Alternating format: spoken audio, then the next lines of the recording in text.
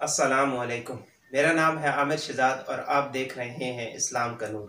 हुज़ूर अकरम सल्लल्लाहु अलैहि वआलिहि वसल्लम का इरशाद है कि मुझ पर कसरत से दुरूद पाक पढ़ा करो, तुम्हारा दुरूद शरीफ पढ़ना तुम्हारे गुनाहों के लिए मग़फ़िरत है।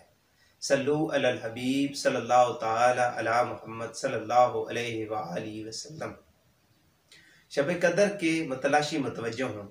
हुज़ूर अकरम सल्लल्लाहु अलैहि वसल्लम ने इरशाद फरमाया कि शब कदर रमज़ान के आखिरी अशरे की ताक रातों में है, यानी 21, 23, 25, 27 और 29 को। हुज़ूर अकरम सल्लल्लाहु अलैहि वसल्लम ने इरशाद फरमाया कि इन रातों में जिसने सवाब की गर्ज से इबादत की तो अल्लाह ताला उसके तमाम पिछले गुनाहों को बख्श देंगे।